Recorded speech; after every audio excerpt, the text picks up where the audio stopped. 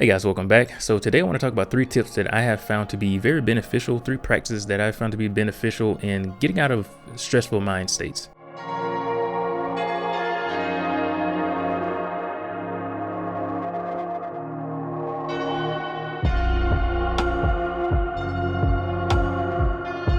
So I think we're realizing more or seeing more so now than ever before, a increased focus on mental health, not only because of what's been going on last year, which probably played a significant role in this, but just overall in general, in life, I think we'll find that there's really going to be no shortage of challenges, of obstacles, and these things can be very mentally taxing. And if you don't really put in those methods to try to cope with them, or to try to handle them, or try to basically get down to the core of the issues, or more so get out of those sorts of periods in which we're feeling very down, or we're feeling kind of consumed by the stress and everything that's going on in our lives, and we don't spend moments out of that, they can really overwhelm us. So these practices are things that I have been practicing over the past few months that I have found to be very beneficial in kind of getting out of my mind for a little bit, and they were sparked by a comment that I found on YouTube a couple weeks ago,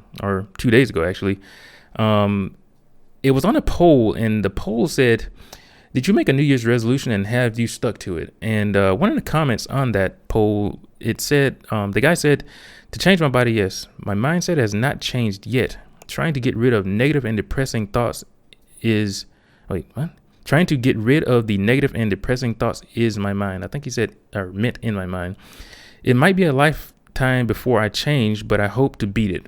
So I responded to that comment, not really with these practices, but it kind of sparked me to want to talk about this.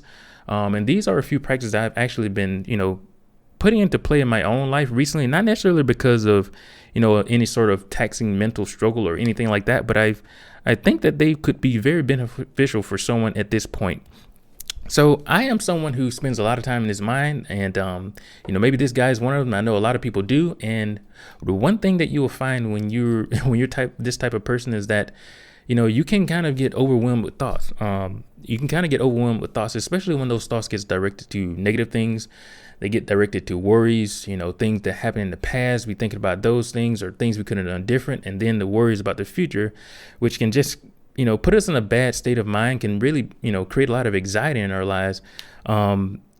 So these practices I found can be very beneficial to kind of escaping your mind for a little bit, kind of getting away from those stressing factors. So that's what I want to share with you guys today. So all of these practices are kind of centered around focus, centered around directing your focus towards something in particular, and kind of getting rid of the distraction, or not necessarily getting rid of the distraction, but more so putting your energy, your attention on a particular thing, and then sort of blocking out everything else that's happening at that particular point in time. So the first practice is to acknowledge the presence of all things, the essence in all things around you.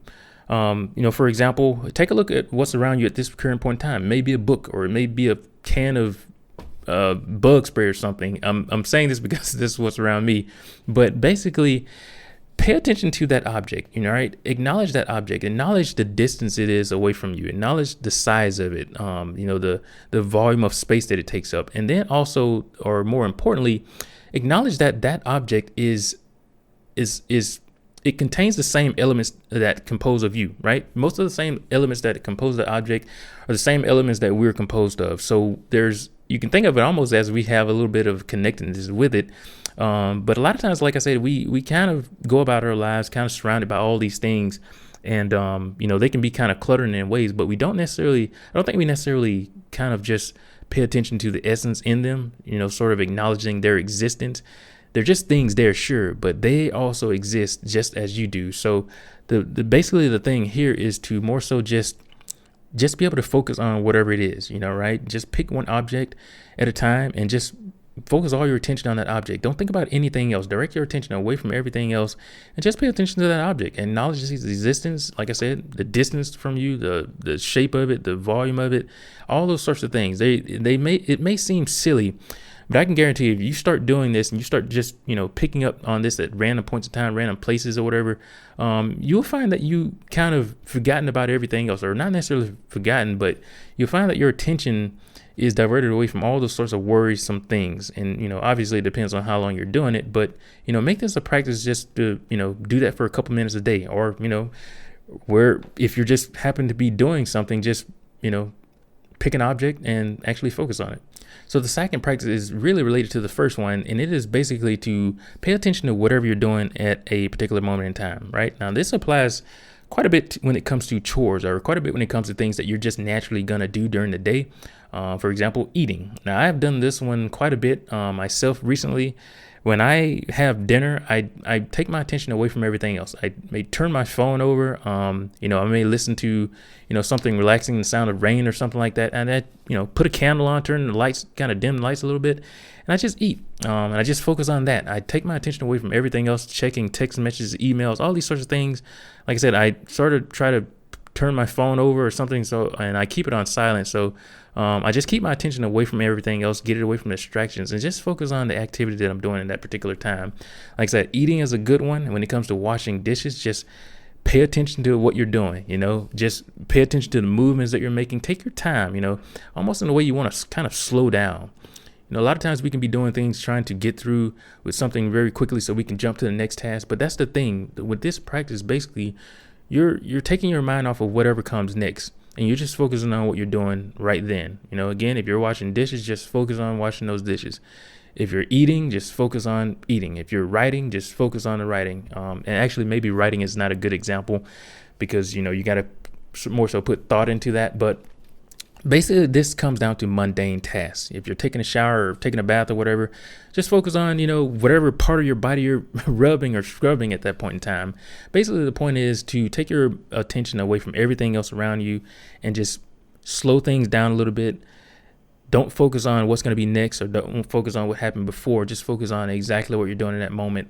And, I think this is a great way to kind of get out of our head sometimes because, that's quite taxing. Now, the third practice is to sit in silence. Now, this could be while you're doing something such as reading. It needs to be really doing while you're actually performing some particular activity or whatever. And I think reading is a great one.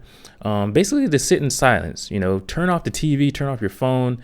A lot of times when I read, I like to listen to something that's related to what I'm reading. Like, for example, when I'm reading Stephen Hawking's book, A Brief History of Time, I like to turn on some Mass Effect music or, something space related and listen to that because it almost kind of zones me into what I'm listening to. Or if I'm, reading something about a particular culture, I like to listen to that culture's type of music.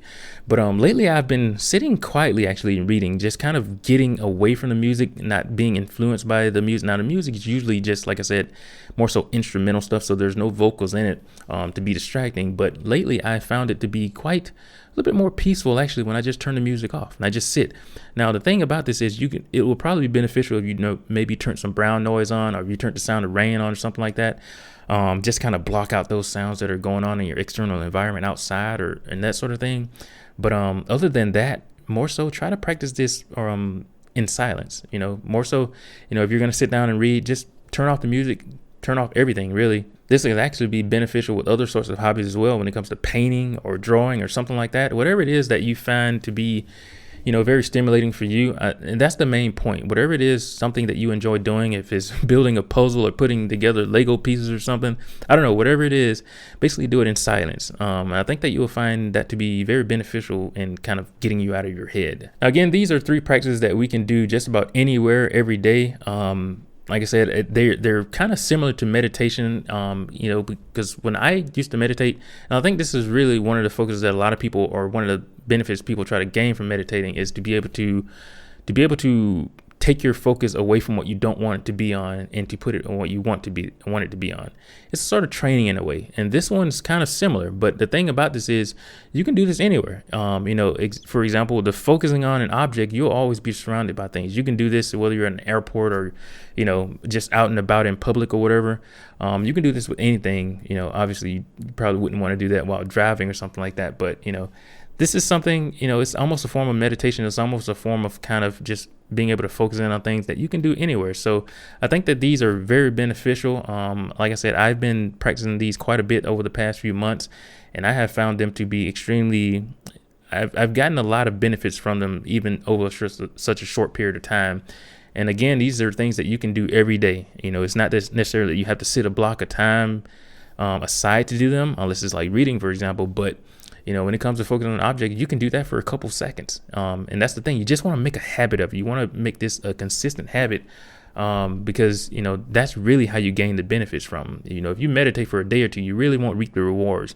And that's the same way with a lot of things. So again, try to practice these in your life. Again, this is not a silver bullet or anything like that, but basically, they're beneficial when it comes to getting out of your mind. Again, getting away from those overwhelming thoughts, getting away from those worries, those things that are kind of causing anxiety in your life. Just time to get away from those things. And it's almost like sleeping in a way. It's almost like the time that you spend sleeping. You know, during that time, you're usually out of your mind, or at least consciously you're out of your mind. I don't mean out of your mind as in crazy, but you're not directing your attention towards anything, or you're not necessarily bombarded by thought. That's the point. So again, practice these, guys. I think you'll find them to be very beneficial. If you do, let us know the results. And yeah, I hope you've enjoyed this video. Until next time, I'll catch you later.